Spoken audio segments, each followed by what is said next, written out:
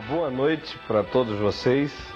Nós estamos dando prosseguimento ao nosso curso sobre o Reino de Deus e hoje nós vamos continuar tratando da questão das fases do Reino de Deus na história.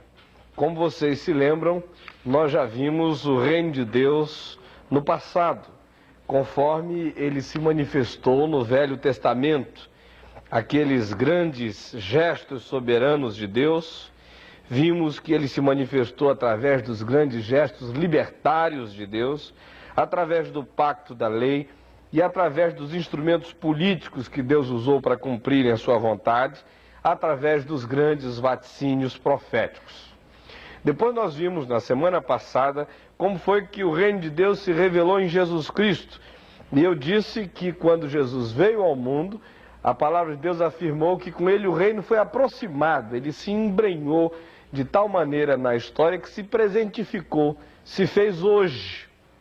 Conquanto eu lhes disse que Jesus, no seu projeto humano, além de aproximar o reino, também apontava e sinalizava como é que o reino seria um dia, quando ele se absolutizasse, mas de um outro lado, eu também lhes disse que Jesus já expressava agora o que o reino de Deus já pode ser hoje, apesar de todas as lutas desta vida, apesar de todas as relatividades, apesar de todas as ambiguidades, apesar da luz e das trevas, do bem e do mal, da guerra e da paz, da pobreza, da riqueza, apesar de tudo, o reino hoje já pode sinalizar, já pode fazer aparecer, já pode evidenciar aquelas coisas que Jesus, por suas próprias mãos, tornou realidades palpáveis entre nós. E foi assim que nós vimos que quando o reino de Deus chega, e como Jesus o fez aproximar-se de nós hoje,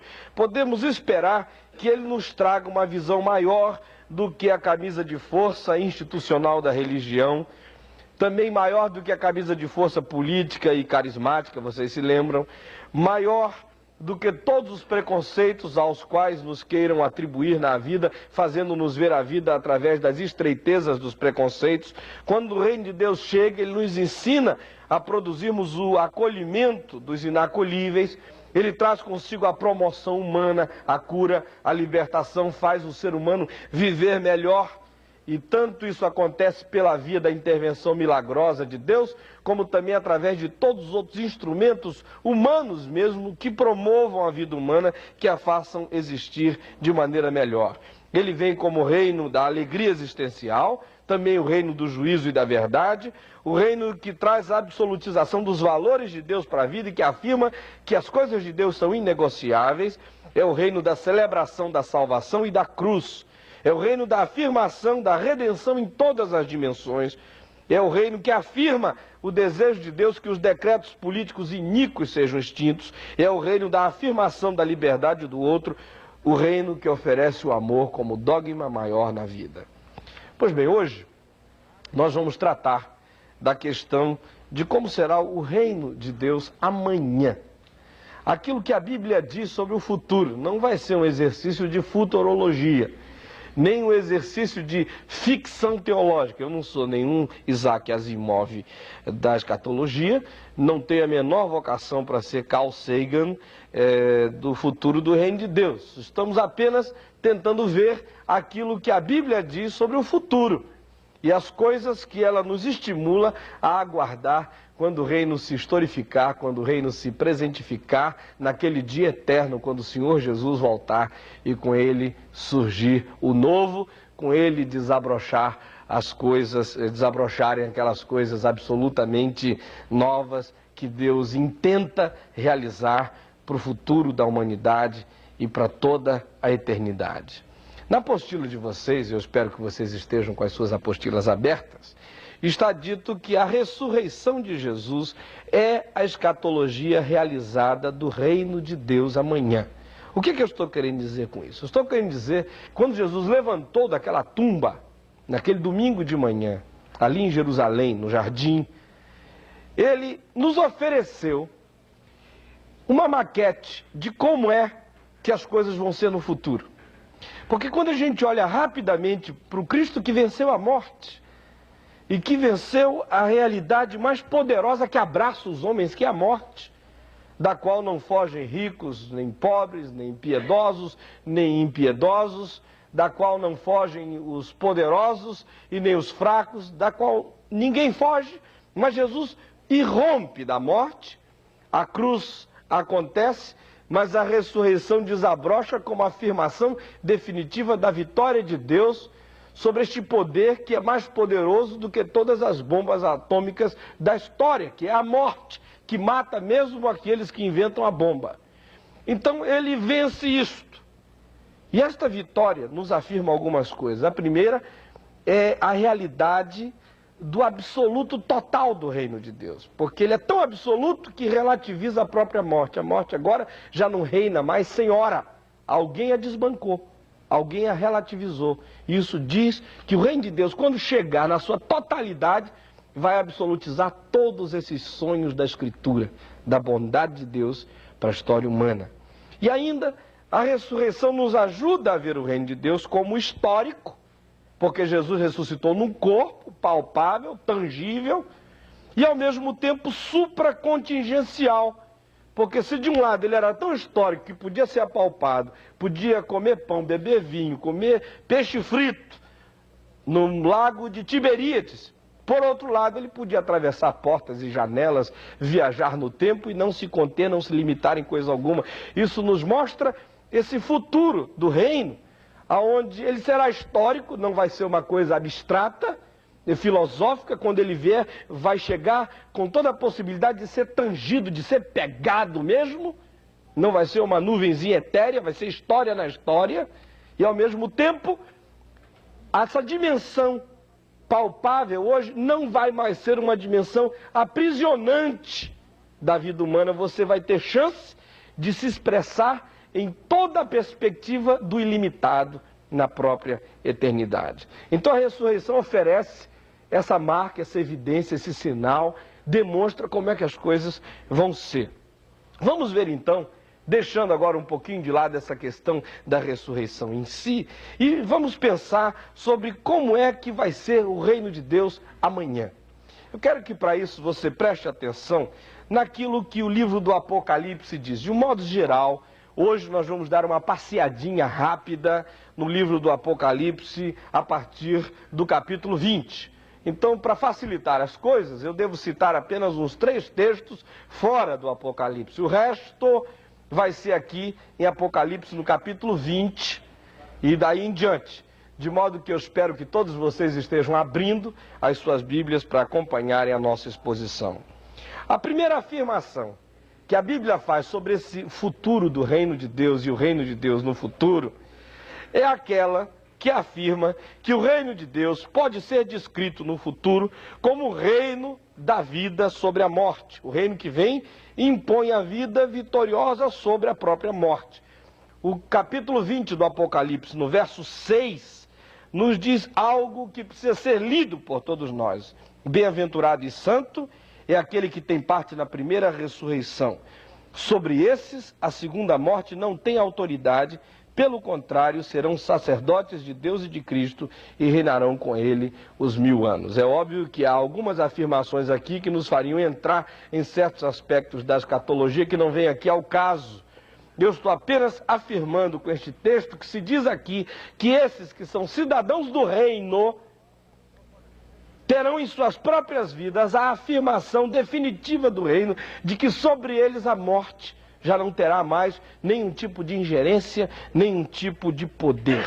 O que se está dizendo é que para o cidadão do reino, a morte vai ser extinta e abolida como possibilidade de se tornar referência da separação, da alienação do homem em relação a Deus. Ou seja, morrer não será mais uma possibilidade nem física, e morrer deixará de ser uma possibilidade espiritual para aqueles que tiverem sido redimidos, resgatados pelo Senhor Jesus Cristo.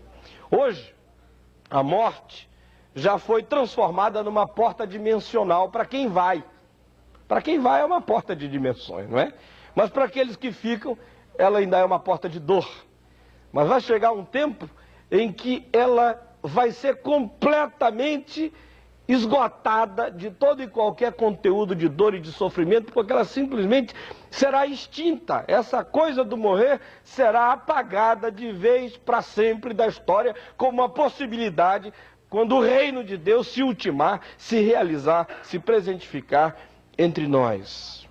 Em segundo lugar, se diz que no futuro o reino será o reino da vitória definitiva, ou seja, o reino vai chegar e vai acontecer e vai prevalecer de maneira total, inclusive sobre todo o principado, sobre toda a potestade espiritual. Hoje, o reino de Deus acontece entre nós apesar do diabo. Vocês lembram que o Senhor Jesus disse no texto de Lucas, que nós citamos na semana passada, que ele estava aqui entre nós e que o fato dele expulsar demônios era sinal de que o reino de Deus tinha chegado sobre nós, em Lucas 11, no verso 20. Então hoje o reino acontece nesse enfrentamento também das forças espirituais, mas vai chegar o dia quando o reino se ultimar, em que essa luta vai acabar. E diz a palavra de Deus, de uma maneira definitiva e vitoriosa, algo que você precisa ler no verso 10 do capítulo 20 do Apocalipse. O diabo, o sedutor deles, foi lançado para dentro do lago do fogo e enxofre, onde também se encontram não só a besta, como o falso profeta, e serão atormentados de dia e de noite pelos séculos dos séculos. O que se diz aqui é que chegará o tempo no qual o mundo existirá sem as ingerências manipuladoras, marionetadoras do mundo espiritual maligno, como acontece hoje tão amiudadamente pelo mundo afora, porque o diabo não faz outra coisa senão rodar este planeta, passear por ele e conceber formas de matar, roubar e destruir. E diz o apóstolo Pedro que ele é um leão que ruge, procurando alguém para devorar, tão somente as pessoas se exponham a esse raio de ação dele. E é bom dizer que quem não anda com Jesus Cristo e quem não é nascido de novo está definitivamente exposto à possibilidade de ser não só assustado por esse rugido maligno, mas de ser efetivamente tocado e destroçado por ele. Mas vem a hora quando essa ditadura do inferno será definitivamente removida da história pelo último ato libertador de Jesus Cristo na sua volta em relação a esses principados e potestades. Em terceiro lugar, diz aqui a palavra de Deus que será reino de justiça e de juízo. Vejam aí os versos 11 e 12 do Apocalipse, como se afirma: vi um grande trono branco, e aquele que nele se assenta, de cuja presença fugiram a terra e o céu, e não se achou lugar para eles. Vi também os mortos, os grandes e os pequenos, postos em pé diante do trono. Então se abriram livros, e ainda um outro livro, o livro da vida, foi aberto, e os mortos foram julgados segundo as suas obras, conforme o que se achava escrito nos livros. É o dia da verdade, quando os grandes, os pequenos, os ricos, os pobres, os do primeiro mundo, os do segundo mundo, os do terceiro mundo, os do submundo, todos estarão na presença do Senhor Jesus Cristo. Grandes e pequenos, homens e mulheres, generais e recrutas, filósofos e bestas intelectuais, todos vão ser julgados conforme as suas obras, conforme a luz que receberam, conforme a capacidade de cada um, conforme o discernimento que Deus lhes deu, conforme as chances que tiveram na vida, conforme as instruções recebidas e não atendidas, enfim, será o justo juízo. E diz o livro de Provérbios que quando esse dia chegar, o juízo será tão lindo que até o insensato e o perverso sairão satisfeitos do juízo. Não haverá insatisfação. Todo mundo vai saber que foi para a perdição bem perdido, porque assumiu tal perdição diante de Deus. Todas as chances humanas se clarificarão. Obviamente que os critérios de Deus não são critérios matemáticos. Deus não tem uma reguinha pronta e todo mundo que vai passando ele mede, passou no teste, vai, não passou, fica. Não é assim. Ele vai pesar no pedágio da história, cada um conforme as suas obras, conforme a sua quilometragem de sabedoria, conforme todas as chances que teve de ser gente na presença de Deus e não quis.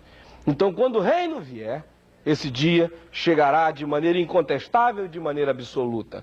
Diz ainda, 2 de Timóteo, no capítulo 4, no verso 1, que Jesus há de vir para julgar vivos e mortos. E Paulo diz que se deve fazer a afirmação confiante acerca desse fato para todos os homens, porque na manifestação do reino futuro, Jesus virá e vai, de fato, botar pingos em todos os is da história humana, vai acentuar, de fato, vai pronunciar a verdade como ela precisa ser pronunciada e ela vai ser ouvida como precisa ser ouvida. E ainda, diz aqui o livro do Apocalipse que o reino futuro será o reino da redenção da natureza, ou seja, da redenção ecológica, total, absoluta. Diz o capítulo 21, no verso 1, que uma das marcas do reino, quando ele se absolutizar no futuro, será o surgimento de um novo céu, de uma nova terra. Não é um outro céu, nem uma outra terra, mas são estes céus e esta terra que serão revolucionados, como diz 2 de Pedro no capítulo 3, e então um mundo novo vai aparecer dos escombros dessa situação cósmica hoje de degradação. Mas não será uma outra coisa no sentido de que o que existe será extinguido, mas apenas vai ser afornalhado, acrisolado por Deus, purificado, renovado, regenerado, na linguagem lá de Mateus 18, não é? Na regeneração da história, regeneração do mundo. Vai ser regenerado e vai surgir novo céu, nova terra, onde habita a justiça. Nesse ponto é que eu quero convidar vocês a lerem um texto fora do Apocalipse. É um dos textos que mais me agrada. Eu, talvez por reação ao fato de que os evangélicos dão tão pouco valor à ecologia, me apeguei a esse texto como se estivesse falando do meu dedão do pé, de uma coisa assim que me incomode o dia inteiro e que diga respeito à minha vida mais íntima. Vejam aqui o texto de Romanos, e vamos ler, queridos, o que a palavra de Deus diz no capítulo 8 de Romanos, do verso 20 em diante. Pois a criação está sujeita à vaidade, não voluntariamente, mas por causa daquele que a sujeitou, na esperança de que a própria criação será redimida do cativeiro da corrupção para a liberdade da glória dos filhos de Deus. Porque sabemos que toda a criação a um só tempo geme e suporta angústias até agora, e não somente ela, mas também nós, os que temos as primícias do Espírito. Então, a natureza que hoje existe, que geme, e que sofre, e que é depauperada, espoliada, é usada, é descartada, é destruída, é queimada, é completamente arrancada, desenraizada, é abusada em todos os sentidos. Essa natureza é criação de Deus, acerca da qual Ele criou e disse que era muito boa, não se arrependeu de ter dito que era boa, e incluiu a natureza no projeto do reino futuro. Às vezes a gente pensa no reino de Deus como aquele lugar acolchoado de nuvens, assim, quando muito multicoloridas, né? Tem uns que têm uma imaginação tão ruim que só imaginam nuvens cinzentas. Mas a natureza vai estar presente lá. O futuro do ser humano, o futuro eterno, não vai ser em Júpiter, vai ser na Terra. Novo céu, nova terra, com uma natureza glorificada, sem folhas secas, sem ervas daninhas, sem morcego chupador de sangue. Os morcegos vão estar convertidos. E sem buracos negros, sem estrelas morrendo, sem sinais de decadência, aonde tudo será completamente regenerado e refeito, à semelhança de nós. Paulo diz lá em Romanos 8 que nós estamos aguardando a redenção do corpo. E porque vai haver uma redenção para esta matéria aqui, vai haver uma redenção para toda a matéria. Para a natureza como um todo, porque esse corpo aqui é natureza. Natureza, no sentido mais amplo da palavra. Eu estou ligado ao resto do cosmos. Não sou um ser fora do sistema. Eu tenho uma mente inteligente, ou às vezes burra, que é capaz de alterar o sistema para o mal do sistema. Mas eu preciso do sistema e sou parte da mecânica universal. E sem ela eu morro. E quem pensa que é diferente e ajuda a degradar a natureza, está cavando morte para si mesmo e para as futuras gerações. Mas quando o reino vier, e isso não significa que a gente tenha que esperar o reino chegar para fazer alguma coisa pela natureza, devemos começar a fazer aqui, agora e já, mas quando o reino vier, então todas as folhas secas vão se reverdecer outra vez. E todo sinal de morte vai ser atravessado e pervadido pela redenção ecológica absoluta. E ainda se diz que o reino futuro será o reino do culto cósmico. Apocalipse, no capítulo 21, no verso 3, diz que Deus mesmo vai vir e vai habitar com os homens. E o capítulo 21, versos 22 e 23, nos diz uma coisa assim, um tanto chocante e revolucionária mesmo para alguns queridos. Olhem só o que João diz em Apocalipse 21, versos 22 e 23. Nessa cidade, na sociedade ressurreta glorificada, na sociedade futura, a qual a gente chama aqui na linguagem do Apocalipse de Nova Jerusalém, João diz, não vi santuário. Que coisa! Não vi o templo. Isso que heresia. Uma cidade sem templos. Mas é o que diz a palavra de Deus, não está falando da Albânia, não. Está falando da sociedade ressurreta glorificada. E aqui se diz, não vi templo, não vi santuário. Por quê? O seu santuário é o Senhor, o Deus Todo-Poderoso e o Cordeiro. A cidade não precisa do sol, nem da lua, nem de claridade. A glória de Deus a iluminou. O Cordeiro é a sua lâmpada. O que se está querendo dizer aqui, gente, é que essa história da religião configurada, aprisionada às paredes da estrutura religiosa, a religião conforme entendida em função de um espaço específico, é uma coisa ultrapassada. Que a fé futura vai se absolutizar na perspectiva de que o templo será desnecessário, porque viver é culto na sua plenitude. Cada movimento do ser, uma liturgia na presença de Deus. Isso deve começar hoje, eu não estou dizendo nada contra os templos, eles são úteis, e num mundo tão ruim como o nosso, onde nada em volta fala de culto na história humana, o templo é um refúgio. Mas o que você está querendo dizer é que as pessoas não devem viver a sua fé em função do lugar sagrado em si, mas vivê-la em função do grande culto cósmico ao Senhor, porque na eternidade os templos poderão ser prescindidos, porque o que vale é essa atitude na vida para com Deus que ilumina a vida como um todo. Se está dizendo aí que nem o sol é necessário, porque a luz é do Cordeiro, não se está falando da necessidade de que não haja o sol para que se cumpra isso aqui literalmente. O que se está falando é que a grande luz da vida é essa luz espiritual que vai iluminar os seres humanos na vivência integral de um culto na presença de Deus. E prossegue a palavra de Deus, dizendo que o reino futuro de Deus será o reino do banimento total das ambiguidades e dos absurdos. Isso eu já tenho dito e repetido, vocês devem já estar sonhando com essas expressões e com essas frases. Mas Apocalipse, no capítulo 21, no versículo 4, nos descreve isso que eu lhes disse com as seguintes palavras. E lhes enxugará dos olhos toda lágrima, e a morte já não existirá, já não haverá luto, nem pranto, nem dor, porque as primeiras coisas passaram. Hoje, morte, luto, pranto, dor, agonia, enterro, perda, são coisas da presente situação da história. Mas quando o reino se absolutizar, as lágrimas de todas as caras vão ser enxugadas, como diz o livro de Isaías.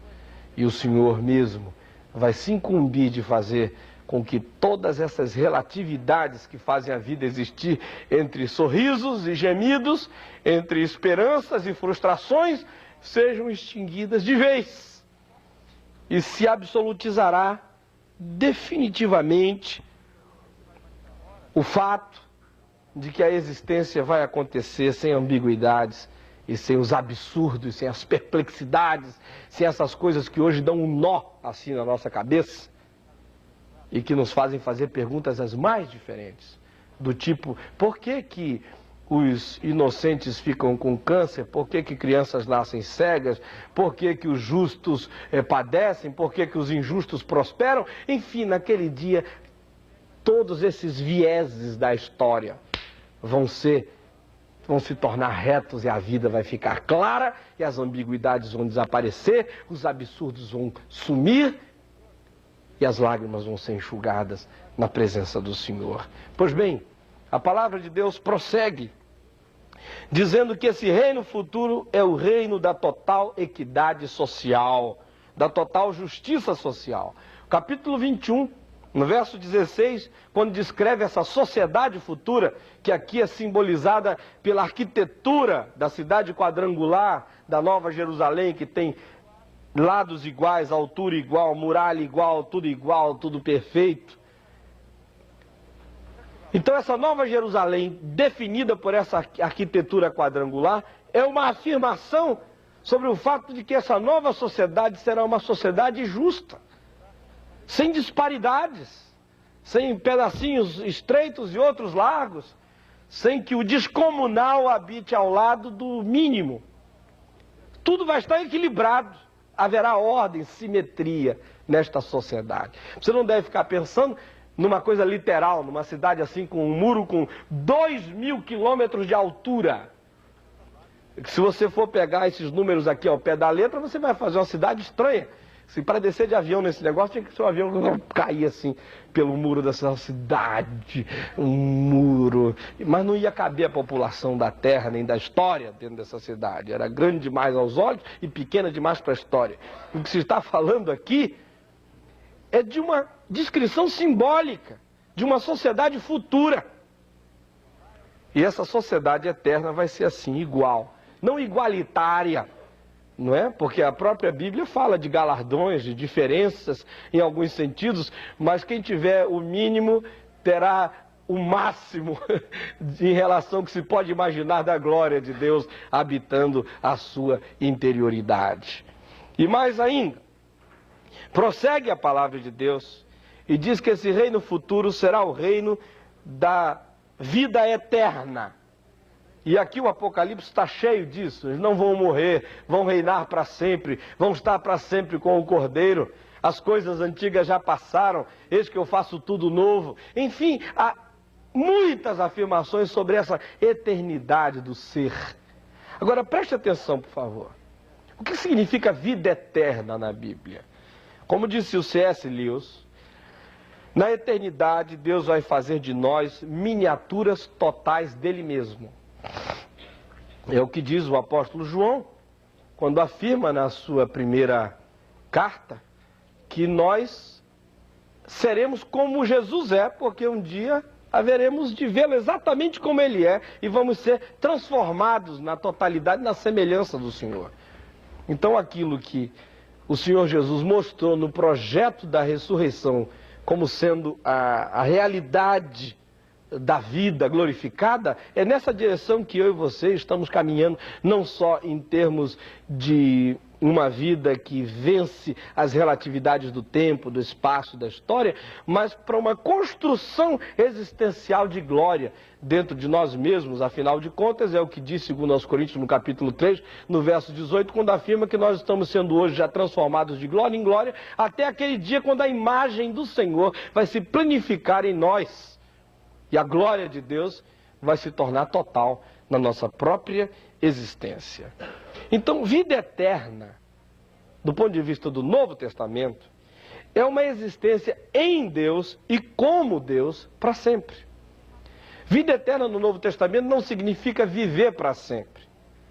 Porque o Novo Testamento também fala de morte eterna e não está falando de aniquilamento do psiquismo. Porque se diz que aqueles que estão mortos eternamente estão vivinhos para viver essa morte eterna, que é o inferno. Então, quando fala de vida eterna, não está falando do prolongamento indefinido da vida. É verdade que ela vai se prolongar indefinidamente, mas até na morte eterna ela vai se prolongar indefinidamente. Quando se fala de vida eterna, está se falando mais do que existência sem fim, está falando numa qualidade de existência. Porque quando se fala de morte, também se está falando de uma qualidade de existência. Quem está no inferno, Jesus disse, está morto, mas existe com consciência de si morto. Como é isso? Ele está morto porque está alienado para sempre do Deus que é vida. Então, quando a Bíblia fala de inferno, está falando de tudo quanto Deus não é. Por exemplo, se diz que no inferno há fogo, mas se diz que o Espírito Santo e Jesus na salvação traz fonte de água da vida. Se diz, por exemplo, que o inferno é trevas exteriores, escuridão, e se diz que Deus é luz, nele não há treva nenhuma. Se diz que o inferno é morte, mas se diz que estar com Deus para sempre é vida. Então é o oposto. Está banido da glória do Senhor. Como diz Paulo em 2 aos Tessalonicenses, no capítulo 1, versos 6 e 7. Esse banimento, esse exílio de Deus implica em morte. Então, vida eterna é essa comunhão eterna com Deus, vivendo em Deus e aprendendo a viver como Deus. Ser filho de Deus é mais do que uma afirmação teológica, é realmente ser uma miniatura de Deus. E é isso que vai acontecer com todos aqueles que hoje entregaram as suas vidas ao Senhor Jesus Cristo para sempre. Bom, teoricamente a nossa aula teria acabado aqui. Vocês notaram que eu corri? É porque eu tenho mais uma outra aula para dar aqui. Eu olhei para ela hoje à tarde e falei, não, está faltando alguma coisa nisso aqui que depois eu vou ter até que botar no meu livro, porque o livro, essa apostila foi baseada no livro, o livro está capenga. Eu quero falar agora sobre o reino de Deus, amanhã, afirmando mais um ponto, que é aquele que nos diz que o reino de Deus no futuro será o reino da grande ecumenópole justa. Ou seja, o reino da grande cidade da justiça. O reino da grande sociedade da equidade. Eu já disse isso rapidamente aqui, mas eu quero aprofundar essa noção com vocês um pouquinho mais. É o que diz o capítulo 21, versos 1 e 2, quando diz que vem novo céu, nova terra, mas também chega a cidade santa, a nova Jerusalém, que desce do céu, que vem da dimensão celestial e pousa na história humana para sempre. Pousa nesse novo céu e nessa nova terra. Eu acho lindo é que aí se diz que o mar já não existe. É por isso que eu disse que ela é a grande ecumenópole. Porque outra vez o Apocalipse não tem nada contra o mar. Senão os surfistas estavam fritos, né? Evangelizar um surfista. Você vai dizer, meu filho, no céu o mar já não existe. Você vai perguntar, e no inferno tem mar? Que as ondas são boas, onde é que o Havaí vai ficar? Essa coisa toda. Então não vá com essa história de que o mar vai acabar, porque o Apocalipse está falando uma linguagem figurada. Porque o mar é que hoje separa as pessoas, e hoje não tanto. Porque você pega um avião, vai daqui para a Europa em 8 horas e meia, vai daqui para os Estados Unidos em 11 horas, vem agora o Advanced, em 1995, que vai fazer uma volta no globo em 2 horas e 40 minutos, vai fazer Rio-Paris em 35 minutos e Paris-Nova York em 25. Então o mar já não existe hoje praticamente. Mas quando João escreveu isso, lá na ilha de Patmos, com o mar Egeu batendo ali nas praias, e ele longe da igreja, longe dos irmãos, longe de todo mundo, longe do mundo, longe de tudo, o mar existia. Existia como um fator de separação definitiva entre homens e homens, sociedades e sociedades, pessoas e pessoas. O que o Apocalipse está dizendo é que quando essa nova sociedade chegar, todas as separações vão acabar. Todas as segregações vão desaparecer. Todos os entraves, todos os embaraços, todos os fossos, todas as valas históricas vão sumir. A humanidade vai poder viver como uma grande sociedade, uma grande ecumenópole, sob o reinado absoluto do Senhor Jesus Cristo. O mar já não separará a comunidade dos redimidos, que vai viver em função dessa nova sociedade, na nova Jerusalém, aonde o Senhor Jesus será Senhor de todas as coisas, para todos sempre. Agora preste atenção. A Bíblia fala que as coisas que hoje existem estão aquém daquilo que Deus deseja que elas sejam. Eu vou repetir. A Bíblia diz que as coisas que hoje existem aqui na história estão aquém daquelas intenções de Deus. Estão aquém do que Deus deseja que essas coisas sejam. Porque Deus olha para esse mundo e certamente Ele não está aplaudindo esse planeta com toda a desordem que há aí. Se a gente achar que Deus é passivo em relação a isso tudo, nós estamos achando que Ele é cúmplice desse caos e, por assim dizer, se está dizendo que Ele é cretino, porque o que está aí é maldade. Mas o Deus da Bíblia é um Deus que olha para esse mundo e, como Jesus de Nazaré, Ele chora sobre as cidades deste mundo, sofre com as sociedades deste mundo, tem ira diante do pecado, da injustiça, e tem compaixão diante da desgraça e da desesperança humana.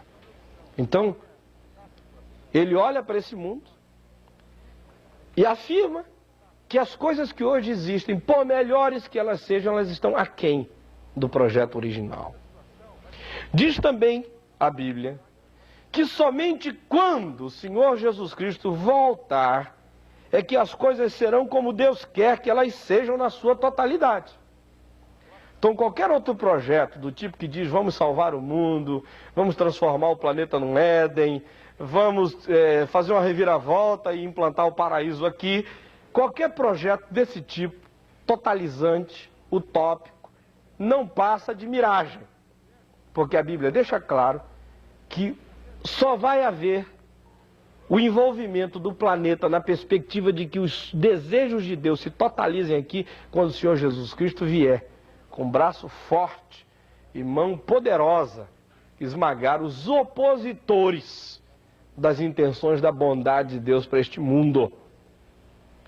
E que não há armas nem instrumentos humanos capazes de realizarem isto, a começar pelo fato de que o grande problema reside dentro do coração humano e não só nas estruturas de iniquidade em volta de nós.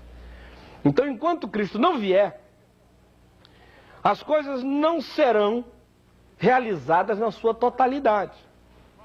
No entanto, queridos, a Bíblia nos anima, apesar de sabermos disso, ela nos anima a buscarmos os modelos celestiais para a Terra, ainda que de modo relativo. Ainda que não possamos fazer a coisa acontecer no globo, mas que tentemos fazer as coisas acontecerem em sociedades menores, aonde for possível. Realizar alguns desses sinais do reino futuro, dessa intenção bondosa de Deus para com a história. Senão vocês vejam, nós oramos o Pai Nosso na igreja, o que a gente diz lá, não é? Venha o teu reino. Quer dizer, venha o teu reino. Você sabendo que o reino no Velho Testamento foi daquele jeito, que em Jesus ele deixa esses sinais para hoje, e que no futuro ele será, como eu acabei de descrever, palidamente. Então quando a gente diz, venha o teu reino, a gente está querendo que o padrão celestial se antecipe, que ele chegue, aproxima. Que não só quando o Senhor Jesus venha, mas que ele já chegue hoje.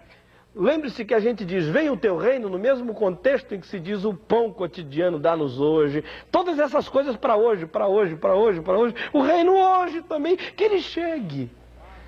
Ou ainda, a gente diz, seja feita aqui na terra a tua vontade, assim como ela é feita aí no céu.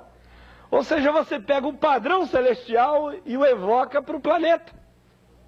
E começa a desejar que a referência do céu se torne uma realidade na Terra, apesar das nossas ambiguidades, das nossas relatividades, das nossas imensas limitações no momento. Ou ainda, quando de maneira muito espiritual você abre Colossenses 3 e lê lá, buscai as coisas lá do alto. Quer dizer, o que eu acabei de descrever aqui é uma das coisas lá do alto, que a gente precisa buscar. O que você sabe que é o projeto de Deus, é o padrão do alto, busque aqui para baixo, falando uma linguagem de alto e baixo. Então, isto posto, nesse sentido, a cidade de Deus, descrita em Apocalipse 21, deve ser modelo para todas as nossas cidades dos homens. Não seria heresia dizer, venha a tua cidade. Não é? Ao invés de dizer, venha o teu reino. Venha à tua cidade, Senhor, aqui para o nosso meio. Então é neste ponto que eu quero refletir com você um pouquinho. E agora eu convido você a abrir a sua Bíblia aí no Apocalipse, mantê-la aberta, e vamos ver como é o modelo dessa cidade celestial, futura, mas que pode nos inspirar hoje a lutarmos, a trabalharmos, a nos esforçarmos para vermos marcas dessa cidade de Deus aqui no meio dessas cidades dos homens. Primeiramente, o Apocalipse nos afirma o modelo social desta cidade.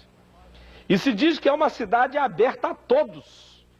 Vejam aí o que os versos 12 e 13 nos dizem a este respeito no capítulo 21. A cidade tem 12 portas, 3 portas para cada canto, para cada um dos 4 lados da cidade. Significa que do Oriente, do Ocidente, do Norte, do Sul, de qualquer lugar se tem acesso a esta cidade. Nordestino pode entrar nessa cidade sem nenhum problema. É a cidade das oportunidades, cidade das portas abertas, cidade das chances para as pessoas humanas. Agora pense na sua cidade. Não vou nem falar no Rio de Janeiro, nem na Baixada Fluminense, porque na minha pouca fé eu amanheço às vezes e digo, meu Deus, isso aí não tem jeito, não dá nem para sonhar com coisa boa para isso aí. Mas eu me arrependo. Reverendo Sebastião chega aqui e me fala que a cruzada lá foi uma bênção. Eu digo, aleluia, tem jeito, vamos sonhar com a Baixada. Mas há tantos outros lugares onde é até mais fácil sonhar. Não estou dizendo que a gente não deva sonhar com Cubatão nem com nada disso. Até Cubatão está mostrando que tem jeito, né? Pois bem, gente.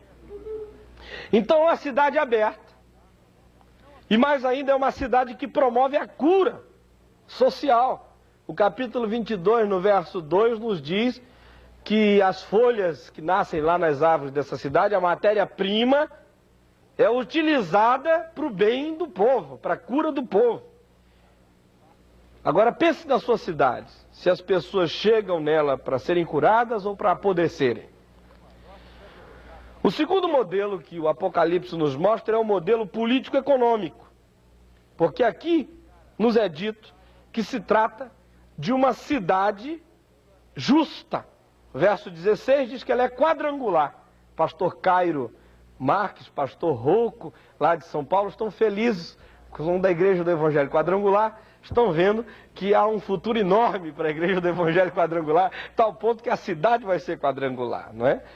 Aqui não se está falando de igualitarismo, mas de justiça. Eu lhes disse na segunda-feira passada que eu não creio em igualitarismo fardado, não tenho nenhuma vocação comunista. Eu creio que o Novo Testamento ensina que Deus dá capacidades diferentes para os homens, está escrito lá em Mateus 25, e espera que os que ganharam 1, os que ganharam 2, os que ganharam 5, trabalhem da melhor maneira possível para multiplicar o que Deus lhes deu. De modo que, mas se há diferença de dons e de potencialidades, por outro lado, o Novo Testamento nivela as coisas na base da justiça. Naquela parábola dos trabalhadores ociosos na praça, Jesus disse que quem trabalhou de 6 da manhã às 6 da tarde, recebeu a mesma coisa do que trabalhou de 5 da manhã, de 5 da tarde às 6 da tarde, trabalhou 1 hora só. E os que trabalharam o dia inteiro ficaram zangados, porque os que trabalharam 1 hora só ganharam a mesma coisa, que era a jornada de um dia de trabalho, era o salário mínimo. E Jesus então está nos ensinando uma ética social ali também, que diz que o ser humano, se de um lado ele tem dons e potencialidades diferentes, uns têm mais, outros têm menos e devem desenvolvê-las, de um outro lado, ninguém deve ter tão menos que não possa comer o de cada dia. E de que é obrigação se pagar o homem, não apenas pelo que ele produziu, ele deve receber pelo que ele produziu, depois que já se garantiu a ele o mínimo, para que ele coma, para que ele viva como gente, como pessoa. Pois bem, então a palavra de Deus fala desse modelo político e econômico. A cidade é justa, é quadrangular, diz o verso 16. E é uma cidade definida pelas riquezas das bases. Vejam aí os versos 18, 19 e 20, onde se fala que a estrutura da cidade, dessa sociedade, é de jaspe e os fundamentos de 12 tipos de pedras preciosas diferentes, não é? Que coisa tremenda! A riqueza não está lá no píncaro, mas ela habita os fundamentos dessa sociedade. Essa é uma lição tremenda. A grande riqueza de uma comunidade vem das suas bases, isso do ponto de vista social. E mais, aparece aqui o modelo ecológico. Vejam o capítulo 22, no verso 1, onde se diz que nessa nova cidade vai passar pelo meio dela um rio igualzinho o canal do Mangue. Vejam se é isso mesmo. Vejam como é esse rio aqui, poluído, mal cheiroso, com cheiro de sardinha enlatada, com cheiro de ar de Cubatão. Então me mostrou o rio da água da vida. A vida era possível neste rio. Brilhante, como cristal. Que coisa linda, não é? Que coisa linda. Quer dizer, é um projeto ecológico. E mais ainda, se diz que há uma árvore que vai lá dar fruto perene, diz o verso 2. Rios limpos, natureza verdejante, frutos abundantes. Há aqui um projeto ecológico, sem a menor dúvida. Agora, o que está acontecendo com as nossas cidades? Os rios estão coagulados e podres. E as árvores vão sendo cortadas indiscriminadamente e vamos plantando postes de pedra no lugar. E mais ainda, se fala do modelo existencial desta nova sociedade. Preste atenção nisso, neste modelo social desta sociedade. Primeiramente, o verso 22 do capítulo 21 nos diz que é a cidade da adoração sem santuário, ou seja, a vida lá não é religiosa, mas é a vida como um todo na presença de Deus. Depois se diz nos versos 23 e 25 que as consciências estarão ali iluminadas pela luz do Cordeiro. O capítulo 22, no verso 5, diz que não há sol e não há lua, não haverá noite, não precisam eles de luz de candeia, nem da luz do sol, porque o Senhor Deus brilhará sobre eles. Isso mostra que os cidadãos dessa sociedade são pessoas que vivem sobre o clarão da luz divina. Isso é mais do que um acontecimento físico, é também, mas é sobretudo a revelação de como a mente humana não vai ter mais escuridade alguma diante dela. As consciências vão estar completamente clarificadas. E mais ainda, se diz que a santidade será a marca da cidadania desta cidade. A carteira de identidade, o CPF do sujeito é santidade de vida. Diz aí o verso 27, alguma coisa extraordinária a esse respeito. No capítulo 21, nela nunca jamais penetrará coisa alguma contaminada, nem o que pratica a abominação e mentira, mas somente os inscritos no livro da vida do Cordeiro. E ainda a maldição será afastada e vai se tornar a mais remota lembrança, diz o capítulo 22, no verso 3. E a consolação será a ideologia dessa sociedade. Vejam o capítulo 21, versos 3 e 4, como afirmam que a consolação vai ser a grande ideologia. A grande ideia é enxugar lágrimas, é diminuir os absurdos da vida. Pois bem, gente, agora esse modelo existencial, obviamente, que não existe nem na igreja, quanto mais na cidade em volta, não é? Assim, nós ainda somos pessoas religiosas, muito do santuário. A nossa vida não é uma vida de culto, de gratidão. Nós temos aquele horário que vamos lá na igreja, abrimos o hino, cantamos, levantamos a mão, depois chegamos em casa e agredimos a mulher e maltratamos o filho e esquecemos de Deus. As nossas consciências não são iluminadas, são escuras. Nem sempre a santidade é a marca da nossa cidadania. Ainda há muita maldição hereditária, maldição declarada, maldição desejada, maldição socializada. E ainda há muita violência e não há solidariedade e não há consolação. No entanto, a começar da igreja e sonhando com essas marcas, passando por uma sociedade onde as pessoas têm uma consciência iluminada por Deus, onde haja retidão, onde a corrupção não esteja tão institucionalizada, onde a maldição não seja a palavra mais falada e não seja a realidade mais notada, e onde as pessoas sejam mais humanas, mais solidárias umas com as outras. Venha a tua cidade, Senhor, e que ela aconteça no nosso meio. Eu ainda teria muita coisa para falar, esse lado de cá todinho da minha página, mas o tempo não vai dar. Talvez eu leia só o esbocinho para vocês, tá bom? Eu prometo que vou ler em 2 minutos. É óbvio que jamais teremos isso em plenitude antes que Cristo venha, mas podemos ter sinais desta cidade entre nós. A grande questão é como e quando se pode ter esses modelos sendo aproximados da nossa realidade. Primeiro, quando os cidadãos conhecem a Deus em Jesus. Aqui nos capítulos 21 e 22 do Apocalipse, 6 vezes se fala em Deus associando ao Cordeiro. Ou seja, o verdadeiro conhecimento de Deus é via Cristo, é via o Cordeiro. Enquanto as pessoas não encontram Cristo, não há a menor chance de que se sonhe com esse padrão sequer sendo aproximado da sociedade. Segundo, isso pode começar a se tornar realidade quando a fé cristã está na base da sociedade. O verso 14 fala que os apóstolos estavam no fundamento dessa cidade. E se a fé cristã não está na base dos valores, do extrato social, não se pode sonhar com muita coisa, tem-se que lutar para que ela aí esteja. E mais, quando existe santidade social, e isso só existe quando a mentira, a injustiça, a corrupção, a idolatria, a feitiçaria são extirpadas da vida das pessoas, como diz o capítulo 21, verso 8. E isso só acontece quando as pessoas nascem de novo. Senão, a gente tira apenas as pessoas do contexto da cidade, mas a favela continua dentro delas mesmas. E por último, quando a cidade tem seus poderes orientados para Deus. Capítulo 22, verso 3 diz que o trono desta sociedade é o trono de Deus, é o poder supremo. Todos os outros poderes, as outras consciências, as outras inteligências se veem como servas desse trono desse Senhor.